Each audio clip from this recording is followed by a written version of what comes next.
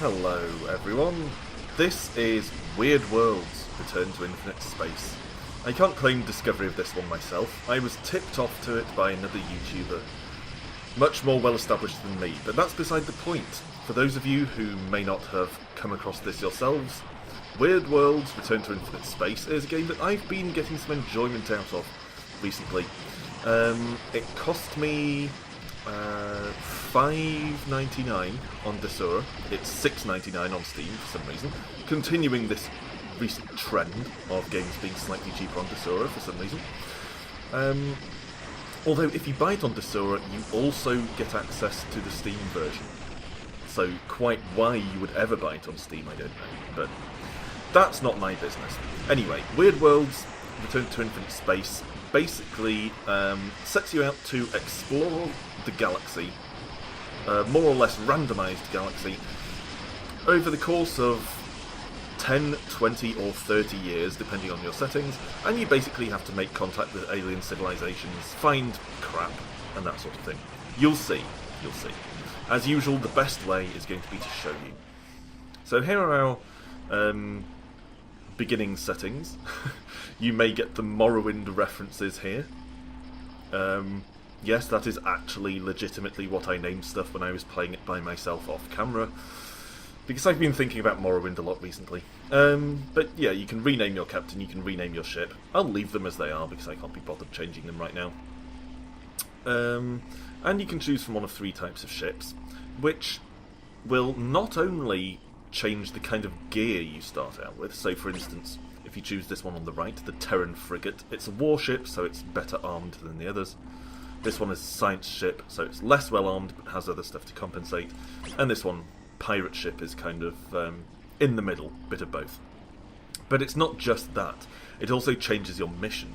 So the Terran Frigate is basically you're in the Navy, the Earth Space Navy, and your objective is mainly to make contact with new alien races and secondarily to find alien crap.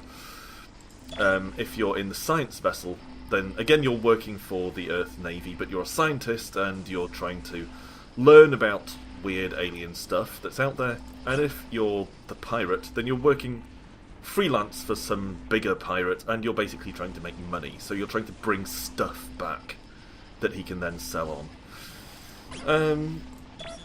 I tend to go with the Terran Frigate simply because it's the best armed ship. So combat, which is already incredibly difficult, gets a little bit easier with that.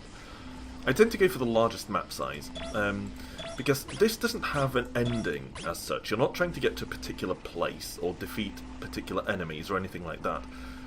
You just have a time limit, so it's sort of trying to achieve as much as possible in the time limit. Try and get the highest possible score, basically. So I find that if you go for a small map, it's over by the time you've started. So I tend to go for the largest one. Lets you explore a bit more.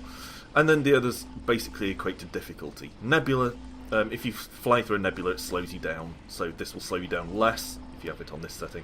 And enemy strength. Frankly, enemies always destroy me, even on the easiest setting, so I'm leaving it on that for now. Not going to have the tutorial on, let's get started. That's enough waffle from me. So you get this text-based intro here, which is basically what I've already told you. The Navy salutes you and tells you you've got 30 years to go out there, explore Sector Prime, make contact with alien stuff. You can see here, your primary directive is to make first contact. Secondary goal is to obtain any technologies, artifacts or information which may be useful for military purposes. And then you just press on. Okay, so this is the world where you always start off, Glory, or Hope in the Glory system. It's very Earth-like, but it's not actually Earth. You can buy some stuff if you want here, but we're not going to bother at the outset. We'll deal more with that in a moment. So, here you can select your destinations. Any of these worlds allow you to either view them, to see what little is known about them so far. Obviously more information is available once you've been there before. Or you can engage, which means travel there. And it tells you how long it will take you to travel there. And down in the bottom right, it tells you what your total time for the mission is. The game doesn't end or anything if you run out of time, but you do start being charged, basically, late fees. So obviously, the later you are, the more it bumps you down the league table. So you want to be on time or minimally late if you are going to be late. So anyway, up here in the top left, we can look at our cargo, nothing at present. We can look at our ship's systems. So we've got hydrogen fusion drive, that's our engine. Then we have this sort of smaller engine, the thrusters, which I think is what we use to manoeuvre in combat. We have a shield, we have some weapons up the front here, and some empty spaces. And we can get more items, trade these in and out, add some more stuff, and we can build up a flotilla. We can gain extra ships who will be allied to us. But we'll probably see all of this as we go along. Let's start off by going to Lucifer, because why the hell not? The Morning Star. Caldera, another Morrowind reference by chance. You can rename planets when you get to them, but I'm not going to bother. Okay, so you get a brief write-up on the planet that you found. This one's barren. And if you find any items or anything, they're listed here. Sometimes there'll be an item you can pick up, like this one. Gives you an idea of the value, 2 coins worth of value. And it tells you what it does. Some you can use and some are just blank cargo. This one is circular, so it can fit in a circular slot. Like this. Anything else, basically the shape tells you where it fits in your ship. If it's square, or sort of domed, it has to go in the cargo. Domed things can be used. Like they're often beacons or things that can be opened, containers, that sort of thing. Square things can just be carried for cash, basically. So I've added this hyperfoam injector to the ship. Fills hull breaches, so that'll help us survive combat. Alright, that's all there. Let's move on. We could go to Caldera here, but this up here, this purple mass, is a nebula, so then we'd probably have to fly through a nebula to go to the next place. Well, let's do that just to show you what it's like. So we'll go over to Caldera here. Ganesh, Desert Worlds, blah blah blah. Multi-missile launcher, so obviously that's a new weapon. Advanced long-range tactical missile. We're doing quite well on item finds here. So we can pick that up, or put it down. We could, if we wanted, leave one of our existing items behind, but obviously I'll put it in the cargo hold instead. I'll remove... We already have this fission missile rack. Medium-range guided missiles. So let's remove that, put it in the cargo hold, and equip this new long-range multi-missile launcher there. Oh yes. Now combat in this is very difficult, and you really need to have a fleet. One ship alone will just get you killed. In fact, I don't think I've ever survived a combat. I've gone into it with fleets of 3 or 4 ships. Certainly 3 ships at least. And been completely obliterated. It's very, very difficult. Let's head over to Janus here. See what happens. You can see we fly very slowly through the nebula. We can speed time up with the fast forward button. But yeah, we still use up some of our allotted hours or days doing that. Alright, Aurora. Frozen World, blah blah blah, another item. We're just finding lots of items here. Sometimes you find traders. This is shield, so we'll slot that in there. But we can only have 1 shield at a time, so we have to remove the shield we had already, stick it in the cargo hold. Let's move on. Go to Inferno. Yeah, sometimes you can find traders who will trade items for other items. Okay, oh crap. This is an occupied system, which means this is the number of ships we will run into if we choose to engage them. If we hit a void, it will take us, I think, back to the system we came from, or maybe it'll take you to the closest friendly system. I'm not sure, but basically you have to run away. Ships like this aren't always combat. Sometimes it'll be a harmless fleet of traders or something, so it can be worth engaging anyway. So that's what I'm going to do. Particularly since our mission is first contact. We need to make contact with as many species as possible. So, highly intelligent slug-like beings. They usually live deep underground. These are explorers, though. And this is their message. We can't once perceive your intentions, so we offer you this chance to leave our star system. So basically, leave or fight. So we're going to stay. Obviously, we can't take on this enormous fleet. This is our ship down here. I'm going to pause for a second. So we have this grid. All of these red-clad ships are obviously the enemy ships. We're not going to beat them. And these are all little fighters, so they vastly outnumber us. This one is ours. It works in almost a real-time strategy way. We manoeuvre around this space. And up here in the top right, we have our special abilities. We basically don't have any abilities. If we had certain bits of kit, we'd have additional abilities here, but we can basically come to a standstill or retreat. So I'm going to retreat straight away. Get out of here. Hope you can escape. Retreat. Retreat. Retreat. The fighters might actually reach us. No, we escaped. So we have to return to the Janus system. So let's go somewhere else. Let's go to Iblis. Engage.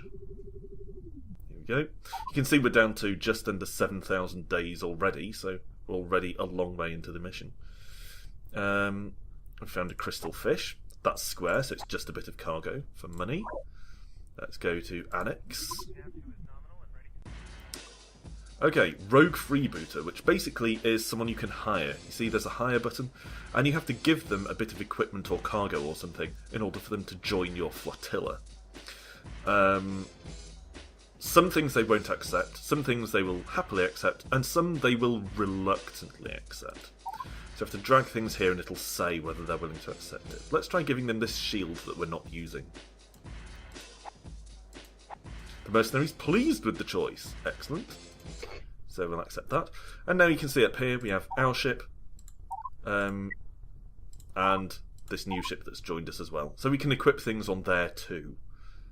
Has this micrometeorite gun. If we wanted, we could equip our fission missile rack there instead. But not going to do that.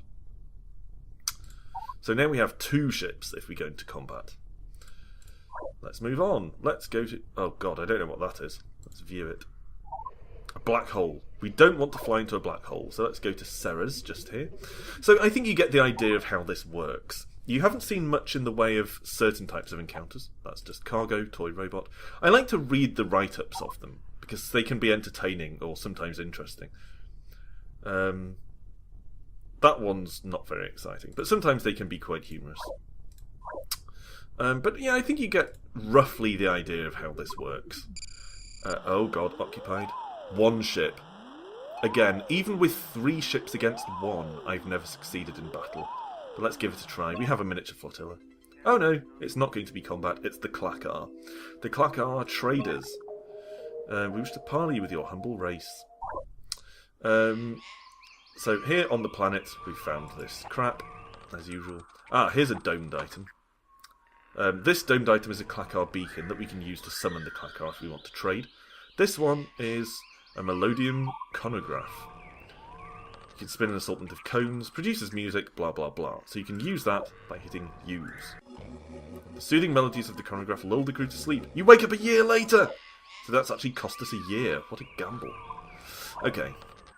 But yeah, here we've run into a Clackar trade emporium on this planet. So they have all these items in stock, and the Clackar basically believe in trading 1 for 1. So even if you want to give them something of really low value, like the crystal fish, they will trade it for something of much higher value. Like, for instance, this circle thing here. A powerful energy field, which has 5 coins of value. So let's trade our... Well, we already have a shield, so let's trade this shield to them in exchange for that much better shield. Anything else? We have... No, those aren't particularly valuable cargoes. That might be. What's that? Doomsday Bomb. Alright, well let's trade our crystal fish for the Doomsday Bomb. Do you see what I mean? So you just trade 1 for 1. That's Clackar trade principles. I'm always glad to run into the Clackar because you can pick up some really useful stuff there. But do you see that it was worth trying to engage with what appeared to be a hostile fleet? Because it turned out to actually be a useful, friendly fleet. Anyway, we still have plenty of time left on our mission, but I'm going to start heading back now. What's this? Esmeralda. Your toy robot has spotted Esmeralda on board. It has cornered her in the cargo hold before she could grab something valuable and make her escape. Basically, she nicks stuff from you. But this toy robot... I've never seen that before. Just having the toy robot in the cargo hold prevented her stealing from me. That's really handy. I had no idea that could happen. So like a lot of randomly generated games, I'm always discovering new things in this. Nebula Plough. Ooh, okay, it lets you move more quickly through nebulas. So I'll equip that. And just head back to glory. We have loads of time left, but I'm just going to wrap up the video, go back home so you can see what happens. Outstanding, Captain! You've reached the halfway point. So we were only halfway through our time. There was plenty of time to explore more, but let's wrap it up. So we're back at glory, and we can choose to retire here. I'm not going to show you what happens, but this is how you wrap it up. And then basically you take your place on the leaderboard, and you get a little write-up of how successful your mission has been. So it's a fairly simple, straightforward game.